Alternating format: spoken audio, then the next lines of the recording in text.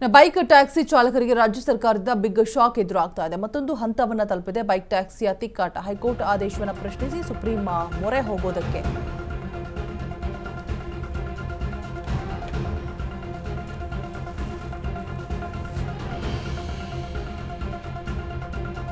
ಮೂರು ತಿಂಗಳಲ್ಲಿ ಬೈಕ್ ಟ್ಯಾಕ್ಸಿಗೆ ನಿಯಮ ರೂಪಿಸೋದಕ್ಕೆ ಹೇಳಿದಂತಹ ಹೈಕೋರ್ಟ್,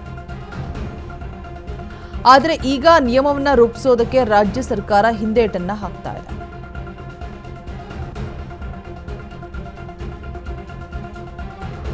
ಆದರೆ ಈಗ ನಿಯಮ ರೂಪಿಸೋದಕ್ಕೆ ರಾಜ್ಯ ಸರ್ಕಾರ ಹಿಂದೇಟನ್ನ ಹಾಕ್ತಾ ಇರುವಂಥದ್ದು. ಸೊ ಅದೇ ರೀಸನ್ ಇಂದಾಗಿ ಸುಪ್ರೀಂಗೆ ಮೇಲ್ಮನವಿಯನ್ನು ಸಲ್ಲಿಸೋದಕ್ಕೆ ರಾಜ್ಯ ಸರ್ಕಾರ ಸಿದ್ಧತೆಯನ್ನ ಮಾಡಿಕೊಂಡಿದೆ.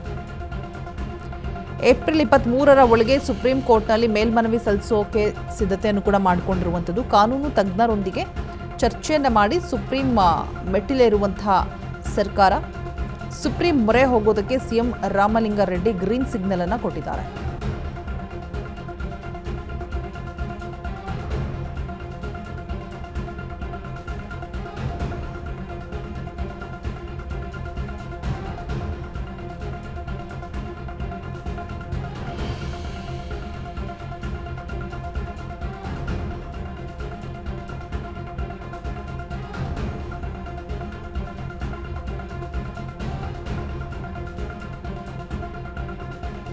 ಬೈಕ್ ಮತ್ತೆ ಟ್ಯಾಕ್ಸಿ ಚಾಲಕರಿಗೆ ರಾಜ್ಯ ಸರ್ಕಾರದಿಂದ ಇದೀಗ ಮತ್ತೊಂದು ಬಿಗ್ ಶಾಕ್ ಎದುರಾಗ್ತಾ ಇರುವಂಥದ್ದು.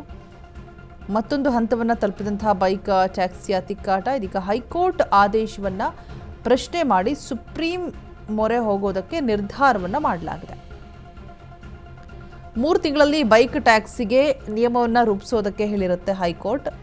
ಆದರೆ ಈಗ ನಿಯಮವನ್ನು ರೂಪಿಸೋದಕ್ಕೆ ರಾಜ್ಯ ಸರ್ಕಾರ ಹಿಂದೇಟನ್ನು ಹಾಕ್ತಾ ಇದೆ. ಸೊ ಅದೇ ರೀಸನ್ನಿಂದಾಗಿ ಸುಪ್ರೀಂಗೆ ಮೇಲ್ಮನವಿ ಕೂಡ ಸಲ್ಲಿಸೋದಕ್ಕೆ ರಾಜ್ಯ ಸರ್ಕಾರ ಪ್ಲಾನಿಂಗ್ ಅನ್ನು ಮಾಡಿಕೊಂಡಿರುವಂಥದ್ದು, ಸಿದ್ಧತೆಯನ್ನು ಮಾಡಿಕೊಂಡಿರುವಂಥದ್ದು. ಏಪ್ರಿಲ್ 23ರ ಒಳಗೆ ಸುಪ್ರೀಂ ಕೋರ್ಟ್ನಲ್ಲಿ ಮೇಲ್ಮನವಿಯನ್ನು ಸಲ್ಲಿಸೋದಕ್ಕೆ ಸಿದ್ಧತೆಯನ್ನು ಮಾಡಿಕೊಳ್ಳಲಾಗಿದೆ.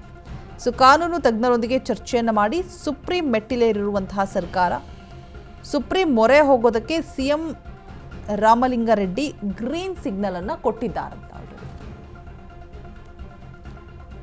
ಸಾಕಷ್ಟು ಸಮಸ್ಯೆಗಳಿತ್ತು.